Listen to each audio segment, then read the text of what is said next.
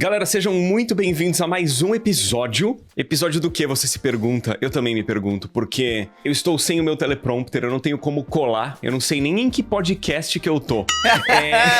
Em relação a esse episódio, eu e o Davi, o Vandep está em viagem, com um merecido descanso e aproveitando aí também, né? E vendo amigos. E eu o vi recentemente por causa da Retrocon, ele não foi na Retrocon, mas eu o vi em São Paulo. O Davi esteve viajando também.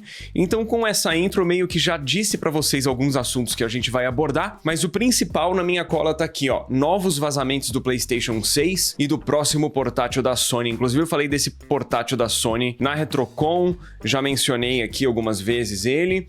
A gente agradece nesse início de episódio, eu não tenho como colar, então vai ser da minha memória. A gente agradece a Alura, que é parceira aqui do The Byte. A Alura é uma excelente plataforma para você que quer aprender sobre tecnologia de maneira online, com aulas práticas. Quando você se matricula na Alura, você recebe acesso a todo o catálogo de cursos que a Alura oferece. A gente recomenda muito, nosso cupom por lá é TheByte, tem link na descrição e QR Code na tela. Lembrando que na Alura, com os apps da Alura, você pode baixar os conteúdos para estudar offline, beleza? Vamos nessa então.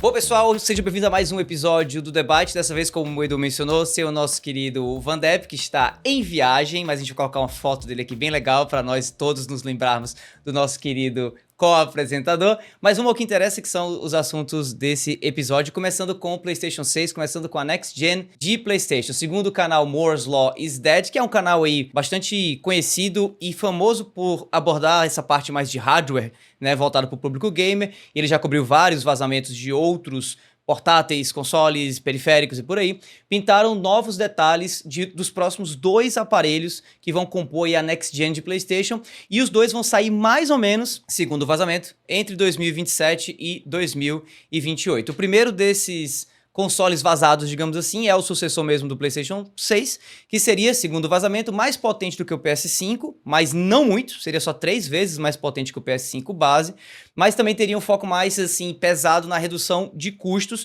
algo parecido com o que a Sony fez com o PlayStation 4, que era basicamente um console da nova geração, né, lá em 2013 mais ou menos, mas que não tinha um preço muito elevado em comparação com a concorrência, né? Ele saiu por R$399, o PS4, enquanto o Xbox One saiu por R$499. O segundo aparelho do vazamento aí do canal do Moore's Law is Dead era o novo portátil, né? Seria o novo portátil que viria aí com uma estratégia de bater realmente de frente com o Nintendo Switch 2 e agora com o Xbox Ally, que é o portátil de Xbox futuramente, que vai estar inclusive disponível nos próximos eventos que a Xbox fizer no Brasil. Assim como o PS6, ele vai ter retrocompatibilidade com jogos de PS4 e PS5, mas segundo o vazamento ele só teria aí metade do poderio gráfico, né, da potência do PS5 atual. Edu, eu sei que você já comentou sobre o PS6 em outros podcasts aqui do Debate, outros episódios, e sobre o portátil recentemente lá na Retrocon, mas eu queria focar agora no PS6 e nessa questão dele ser provavelmente 3 vezes mais potente que o PS5 atual, ou seja, talvez nem 2 vezes mais potente que o PS5 Pro atualmente, né? Nessa tentativa de ficar mais acessível. Você acha que essa é uma boa estratégia de PlayStation para essa próxima geração, não apostar num console tão mais potente assim, porém um console que seja um pouco mais acessível em comparação talvez com o que a Xbox vai trazer, ou o que a gente vai estar vendo, por exemplo, no PC? Ninguém joga potência, a gente joga jogos. O importante é uma boa biblioteca de jogos. Então eu sinto que quando a ênfase deixa de estar na potência e passa a estar na utilidade e na facilidade de desenvolvimento, no preço, isso para mim é uma vantagem. Então eu sinto que se eles resolvem reduzir o custo, deixam o console não tão forte quanto no passado eles fariam, isso deve reduzir o ciclo de desenvolvimento dos jogos, como consequência reduz o tempo necessário, reduz o tempo de horas trabalhadas, eu digo, reduz o custo. Então os games tendem dessa forma a ficar mais acessíveis ou, pelo menos, mais frequentes. O grande problema da geração atual foi a falta de lançamentos, o que é um mix de... é uma consequência, né, de decisões erradas de executivos de colocarem games que o público não queria jogar para serem desenvolvidos, né, os live service que foram cancelados, mas também essa busca incessável por potência, por fidelidade gráfica, que fez os ciclos de desenvolvimento ficarem excessivamente longos e caros. Então, combatendo esse longo ciclo de desenvolvimento que é também caro, isso é positivo.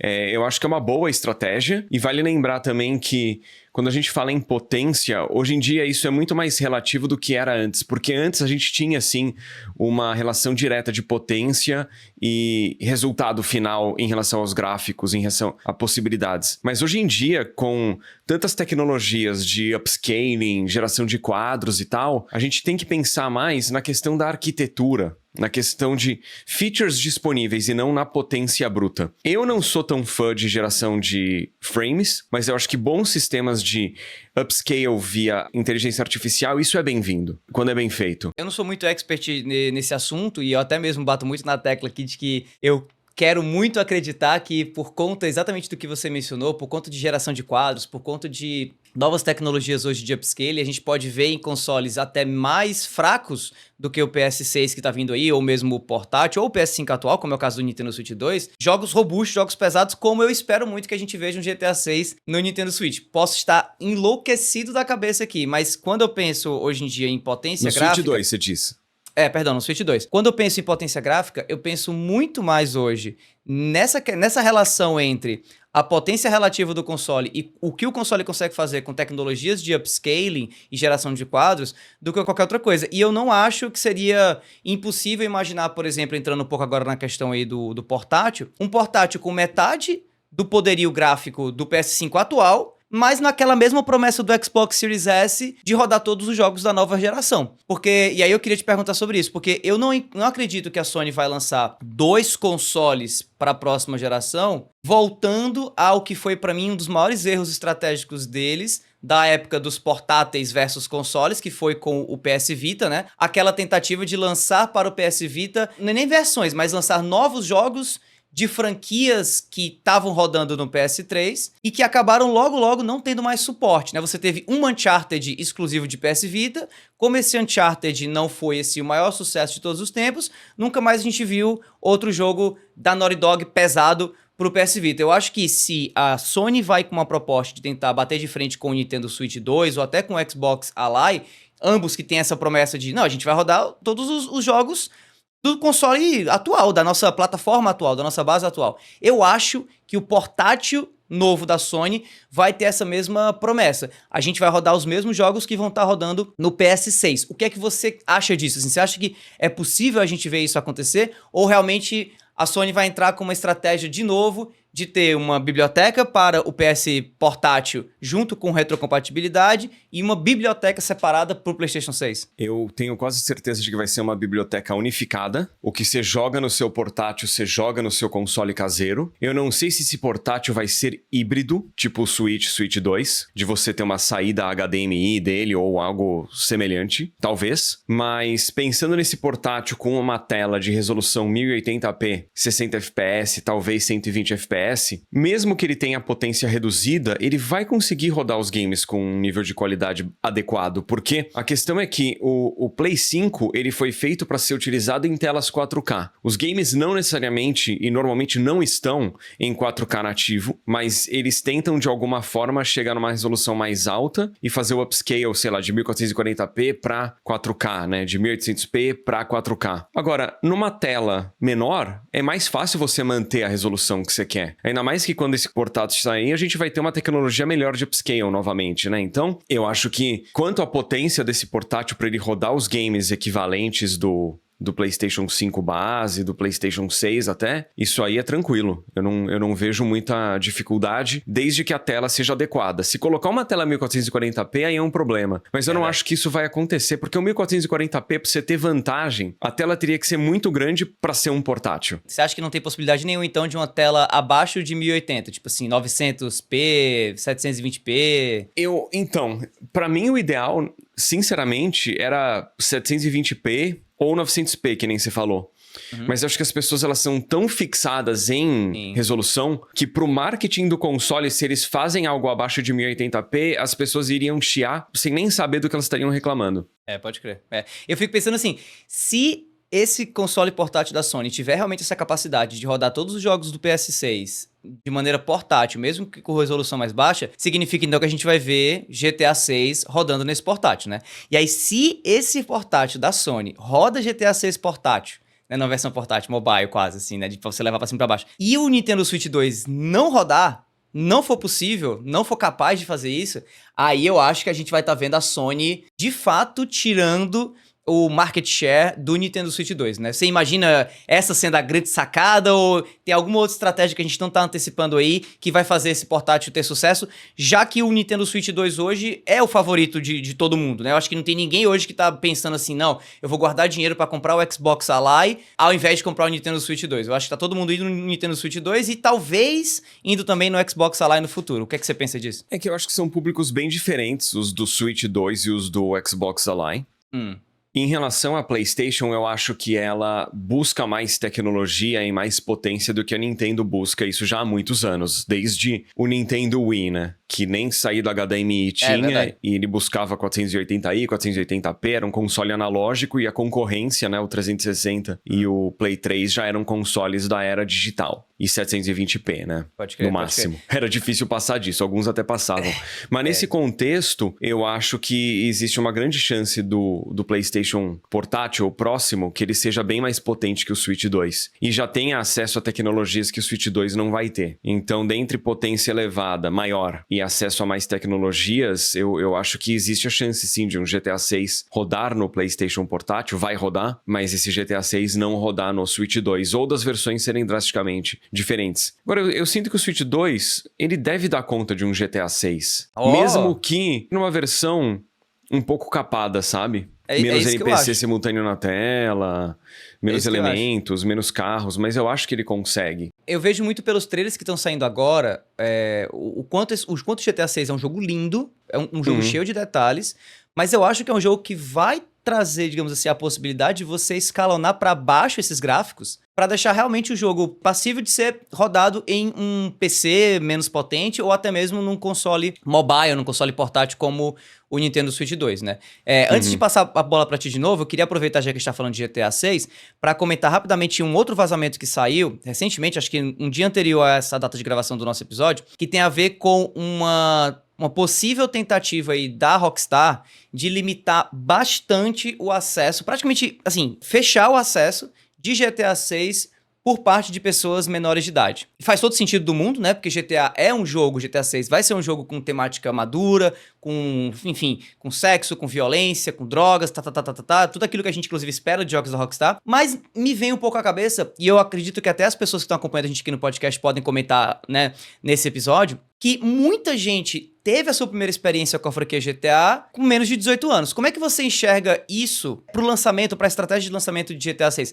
Será que isso pode comprometer de alguma forma o sucesso do jogo? Ou é aquela coisa que a gente até já comentou aqui em vários outros episódios, o Van Depp fala muito disso, que o GTA 6 é tão grande, que mesmo a Rockstar colocando aí em prática mecanismos para limitar muito mesmo, assim, o acesso de pessoas menores de 18 anos, ainda assim vai ser um jogo que vai vender feito água, que todo mundo vai jogar e tudo mais. Como é que você enxerga essa novidade que tá vindo pra GTA 6 e não veio pra GTA 5, pra GTA San Andreas, porque a gente sabe que não dava pra evitar, né, de criança jogar esses jogos? Mas eu não sei como que eles fariam isso, sinceramente. Eu não sei se eles conseguiriam implementar isso direito. Só pra te dar um contexto, segundo o vazamento, a tentativa da Rockstar é implementar, quem sabe, um sistema de verificação por idade com o uso de ou documentos oficiais ou até mesmo biometria. Eu acho que pra jogar o single player, talvez isso seja um pouco exagerado, um pouco too much, né? Mas pro GTA Online, que mexe com a questão de pagamento, né, de microtransações, eu confesso que eu não me surpreenderia muito de ver isso acontecendo, não. É que eu me questiono assim, eles têm que dizer pra qual idade o jogo é recomendado. Isso. Mas eu acho que isso vai contra os interesses da Rockstar deles limitarem tanto acesso ao jogo assim. Porque com certeza nisso vai ter maior de idade que não vai querer dar acesso a documento, reconhecimento facial e vai deixar de jogar. Verdade. Se a criança tenta fazer isso, tipo, você vai estar fazendo o reconhecimento facial de um menor de idade, e isso em termos legais eu não sei até que ponto é permitido. Eu não sei, eu acho que vai muito contra os interesses da própria Rockstar. Eu acho que ela simplesmente vai dizer, ó, o jogo é recomendado para maiores de 18 anos, o que os pais ou responsáveis legais fazem, isso aí deixa de ser problema da Rockstar, né? O que eu sinto é que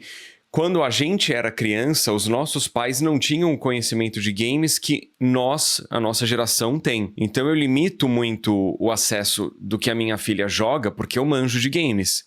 Mas meus pais não manjavam tanto de games, a ponto de saber limitar o que eu deveria ver ou não. Você acha que isso pode gerar um problema pro próprio YouTube, para quem vai cobrir GTA 6, assim, a questão da retratação da violência ou das temáticas mais adultas em canais de gameplay ou em vídeos relacionados ao jogo? Então é que assim, o jogo ser recomendado para maiores de 18 anos não significa que o vídeo que está no YouTube tem o conteúdo que é recomendado para maiores de 18 anos. É verdade. Então dá pra você reduzir o conteúdo que é mostrado em vídeo pra você não entrar num local de diversão adulta dentro do game, entende? Perfeito. Se você não entra ali, ok. Ao mesmo tempo pode ter uma cutscene que te pega desprevenido. Né? Mas é a vantagem de você talvez gravar o gameplay e não fazer o gameplay ao vivo, quem sabe, né? Porque isso acontece hoje na Twitch mesmo, né? Exato. E você pode também, depois você pode, se precisar, né, restringir a idade. Na edição você pode censurar, pode fazer literalmente um corte ou pode colocar, né, aquela censura em mosaico ou desfoque gaussiano. E ainda assim, o que o YouTube considera que é para maior de 18 anos não necessariamente bate com o que os órgãos locais de cada país consideram que é para maior de 16, maior de 18. Verdade. Então assim, eu acho que vai ter restrição em vídeo de GTA 6 no YouTube? Vai.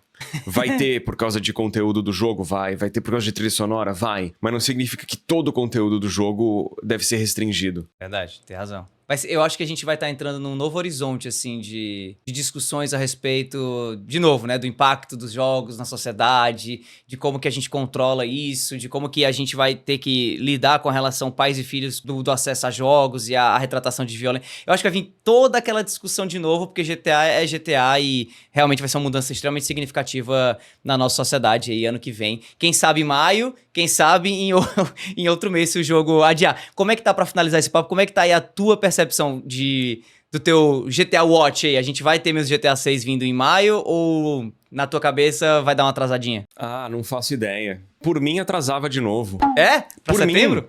Por mim, sai em outubro. Ó, não, se eu escolho fazer sair no meio de outubro. Por quê? Porque é a melhor monetização do YouTube.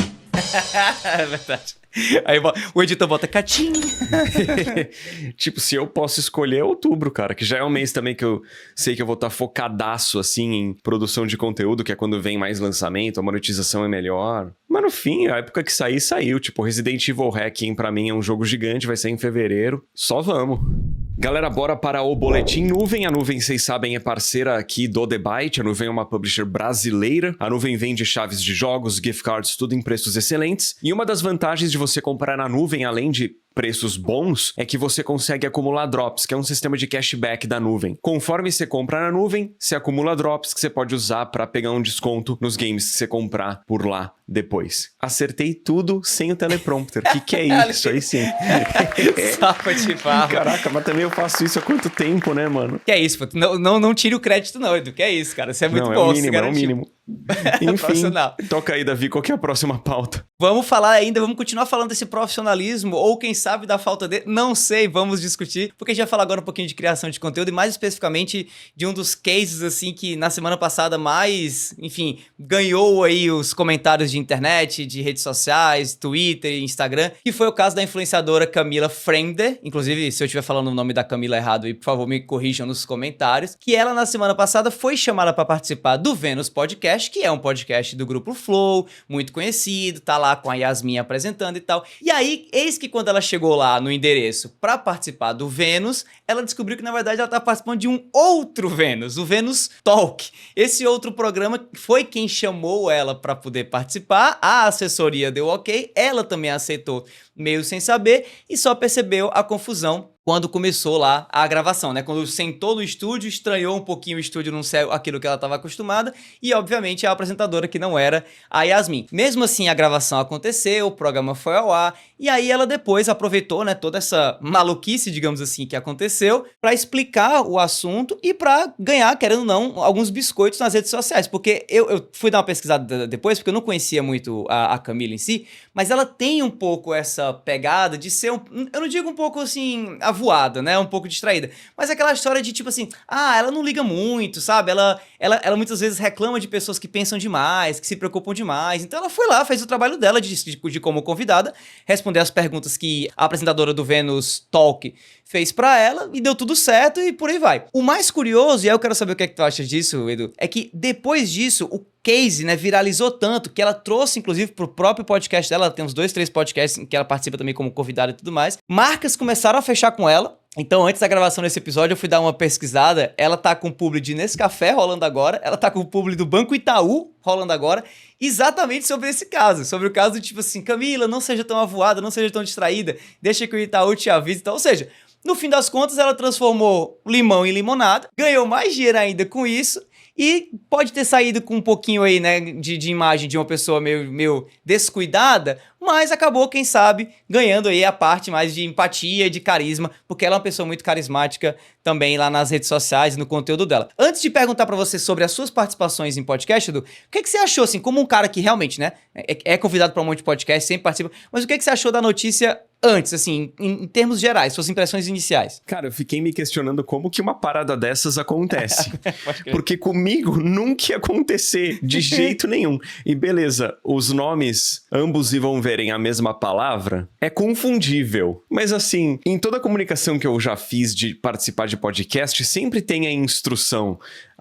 Chegue tal hora em tal endereço. Tipo, não tinha muito como errar, sabe? É verdade. Então eu não entendi ali. Eu acho que rolou uma falta de comunicação adequada dela receber o endereço. Ou, tipo, ela recebeu e ignorou e buscou no Google. Eu já não sei, tá? Em que etapa que rolou a confusão. Ela mesma comentou, assim, por cima, que ela recebe muito convite pra muito podcast, né? Como eu já falei, ela mesma tem uns 3 podcasts, assim, ao mesmo tempo que ela participa. Um como apresentadora, outro como convidada e tudo mais e tal. E na correria, a assessoria dela foi quem meio que se distraiu, se confundiu por conta do nome e chamou ela. Então, como ela chegou lá no endereço e nunca tinha participado do Vênus original, né? Do Vênus da Yasmin, antes, ela só estranhou e percebeu que tinha feito cagada, digamos assim, quando ela sentou na cadeira e viu que o cenário era outro, né? E aí viu a apresentadora que era outra também. E aí não ia dizer não, né? Não ia fazer uma desfeita com a apresentadora e simplesmente continuou. Você, no lugar dela, faria a mesma coisa? Tipo assim, você tocaria o podcast como convidado mesmo, vida que com segue? Certeza.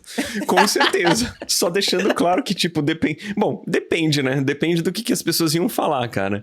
Mas, assim, se fosse qualquer coisa, tipo, de um nível aceitável de discussão, mesmo que fosse coisa fora da minha área de interesse ou conhecimento, não sendo um local desrespeitoso, eu com certeza topava. Nossa, seria muito engraçado. Mas assim, ela tá certíssima de, tipo, fez a besteira ali, errou. Mas, cara, já foi, tá ligado? Aproveita o momento.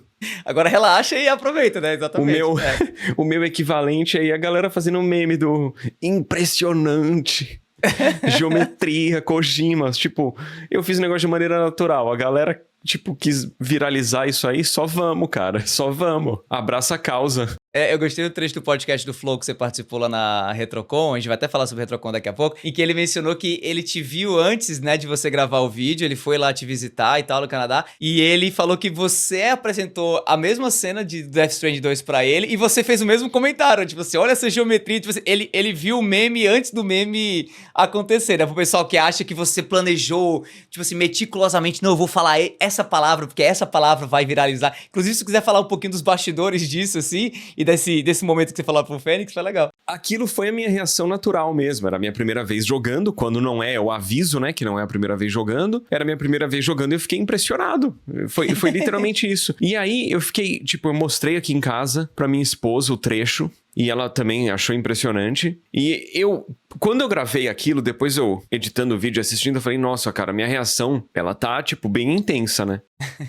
E o Fênix, eu quis que ele fosse quase que um consultor pra ele ver o trecho comigo, pra ver se eu não tava exagerando. E ele me disse que ele achou impressionante e ele sabia que o Dave já tinha jogado aquele começo e tinha achado bem impressionante também. E realmente é impressionante. Então, foi minha reação. Tipo, sou eu, tá ligado? Sim, sim. E é exatamente. E é engraçado, porque eu, quando fui jogar Death Stranding 2, eu não tinha visto ainda o meme. E a minha impressão foi muito parecida. Não de falar de geometria, eu não usei as mesmas palavras, mas na minha cabeça eu fiquei tipo assim, cara, olha o tamanho. Porque eu acho que a proposta do Kojima era realmente impressionar com aquela cena, né? Tanto que aquela paisagem, eu não zerei Death Stranding ainda, Death Stranding 2 ainda, você pode me corrigir se eu estiver errado, mas cuidado com os spoilers. Mas aquela paisagem, com aquela grandiosidade, com aquela câmera que vai puxando assim lá pra longe, pra mostrar o Sam pequenininho, aquilo ali é muito particular do começo do jogo, né? Tipo assim, aquele senso de grandiosidade e aquela qualidade de relevo que estava colocado, de geografia mesmo que estava colocado ali. Porque dali pra frente a história continua e você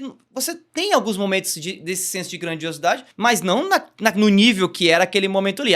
Ali foi realmente o Kojima fazendo de propósito pra gerar aquele tipo de efeito, aquele tipo de impressão, de impacto que gerou em você, que produziu exatamente o meme, né? Não, de cara ele impressiona, e aí isso já te gera uma expectativa e uma boa vontade. Você vê, tipo, nossa, isso aqui é diferenciado, então deixa eu apreciar essa experiência. Ele te recebe muito bem, né? É verdade. Mas eu acho que conforme você avança no jogo, e novamente sem dar spoilers, vão ter cenários que são mais comuns, mas vai ter trecho em que você vai jogar e você vai falar, caraca, olha essa geometria, impressionante. Kojima, como é que você fez isso? O que é que você fez?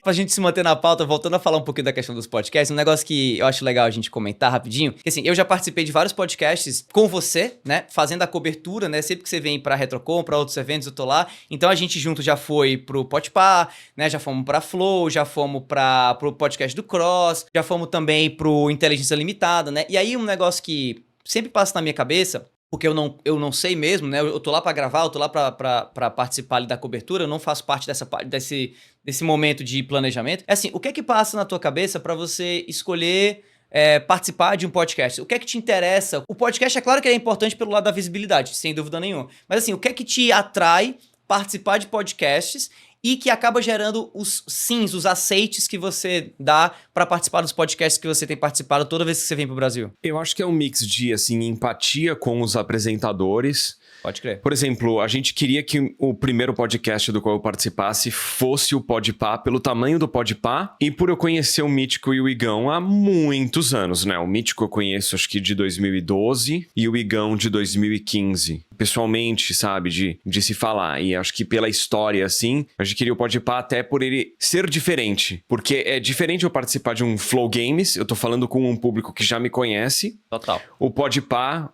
possivelmente me apresenta pra muito público novo ou reativa muita gente que me conhece e deixou de acompanhar. Eu acho que o Inteligência Limitada cabe nessa mesma característica, né? Que você participou, acho que ano passado, né? Mesma coisa. Nossa, eu nem lembro, faz tempo, eu não sei se foi ano passado. Foi ano passado ou foi ano retrasado? Realmente eu também não lembro muito, não. Mas eu acho que a ideia é essa, né? Você apresentar você pra um público diferente. Tanto que a conversa que você teve com o Vilela foi muito interessante, porque ele puxou do teu histórico, né? Ele fez perguntas que eu mesmo já tinha visto você responder em outros podcasts e enfim, né, nos vídeos que você produz, mas ali aquela pergunta foi interessante porque ela estava sendo respondida agora para um outro público, né, para um público bem maior, tipo assim, quem é o BRKS Edu, como é que você chegou lá e tal, então foi muito bacana, com certeza deve ter gente que deve ter assistido a entrevista e pensar assim, nossa, o Edu vai responder essa pergunta de novo, mas para aquela audiência ali foi muito importante você responder como é que você chegou ali, como é que era o YouTube antes, como é que é o YouTube hoje, como é que você espera que seja amanhã, perguntas que você já tá às vezes até cansado de responder, mas que para aquela audiência, assim como no Podpah, você não tinha respondido ainda, né? E assim, no fim das contas, a questão de aceitar ou não uma participação, acho que tem muito a ver com o conteúdo e com a empatia que eu tenho pelo apresentador, sabe? Eu já fiz uma participação que envolvia, inclusive, a Yasmin, num podcast que foi mais fechado pra conteúdo do YouTube. Eu já fiz participação em podcast de Fórmula 1. Pra mim, é muito mais a respeito do assunto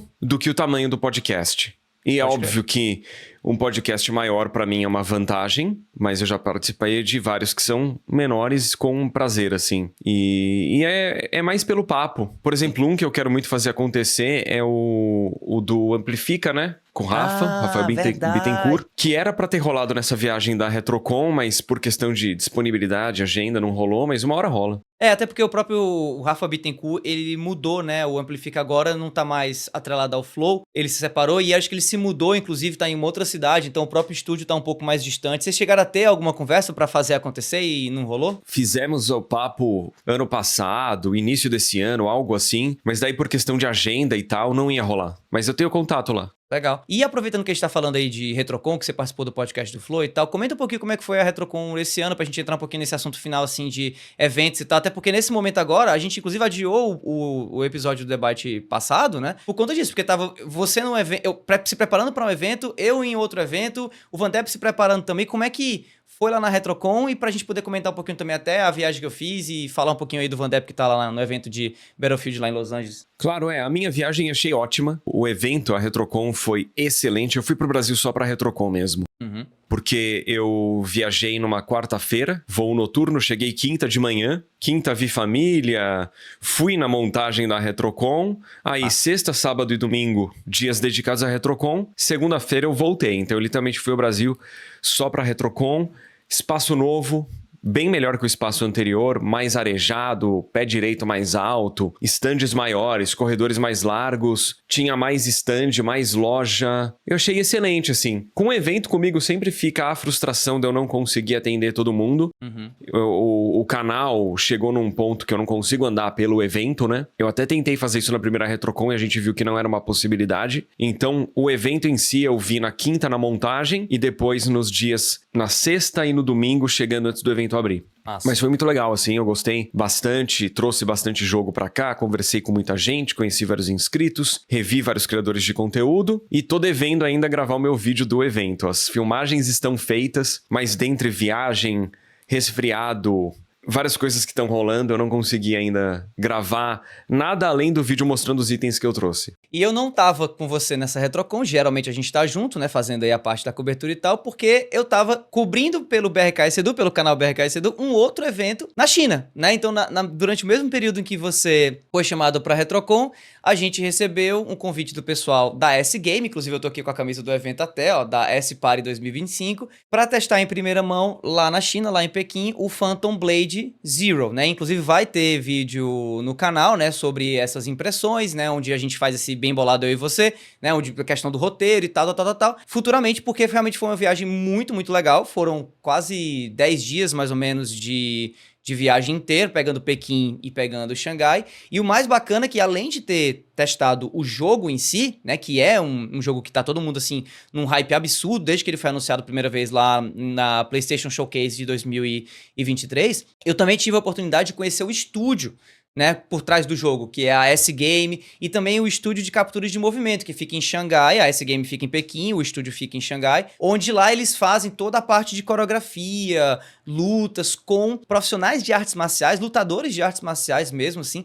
De verdade, foi um negócio muito, muito legal e uma parada, assim, extremamente exclusiva. Se eu não me engano, posso estar errado no que eu vou dizer agora, mas se eu não me engano, os canais que cobriram in loco esse evento, da, assim, América Latina mesmo, foi só o BRK Edu e o Lucky Salamender que tava lá comigo, né, me acompanhando também nessa viagem. Todo o resto era gente de outros cantos do mundo. Foram 35 criadores chamados, né, criadores e membros da imprensa chamados para participar do evento. E o resto era todo mundo da China, porque o jogo tem um apelo gigantesco lá na China, assim como o próprio Black Myth Wukong. Então, assim, foi muito bacana e aguardem futuramente no canal BRK Edu, porque vai ter vídeo também sobre isso.